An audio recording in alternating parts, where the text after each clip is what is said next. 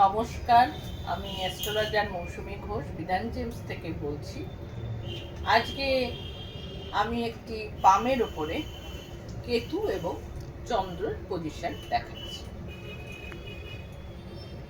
এই যে অংশটা, এই অংশটা কেতুর অংশ।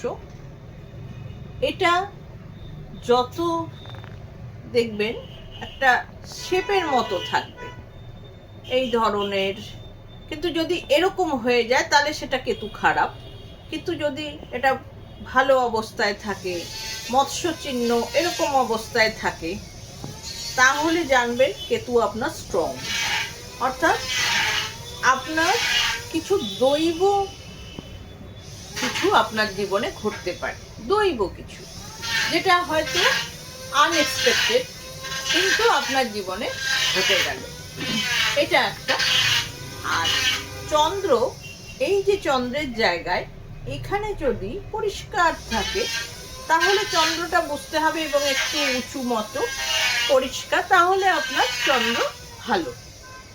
কিন্তু যদি দেখা যায় চন্দ্রের মধ্যে এরকম ভাবে দাগ দাগ দাগ বা এরকম স্কয়ার, তাহলে দেখা যাবে চন্দ্র কিন্তু খারাপ। তখন আপনাকে সেই রেমেডি নিতে হবে। আচ্ছা, সেই রেমেডি নিলে কি রেখাটা পাল্টায়? হ্যাঁ হ্যাঁ হ্যাঁ, একদম।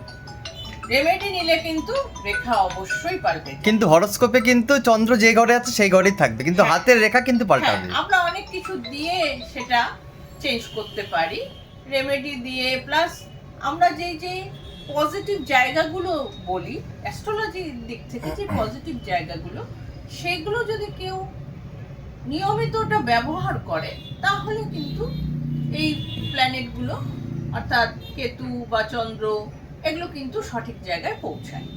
হ্যাঁ, আজকে এই পর্যন্ত। আবার আরেকদিন আরেকটি ভিডিও নিয়ে।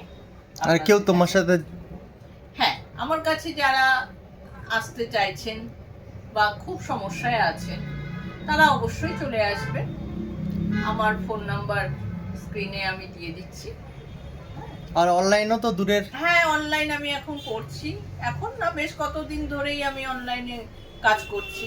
যারা দূরের তারা আমার সঙ্গে অনলাইনে যোগাযোগ করছেন, আমি তাদের রেমেডি বলে দিচ্ছি, তারা আমার সঙ্গে যোগাযোগ করেই নিচ্ছেন এবং তারা ফলো পাচ্ছেন, এবং সেটা আমাকে বাই ফোন বা সামনে এসে দেখা করা, সেটা কিন্তু তারা জানিয়ে যাচ্ছে। হ্যাঁ, ঠিক আছে, আপনারা সবাই ভালো থাকবেন। আজকে এই পর্যন্ত। নমস্কার।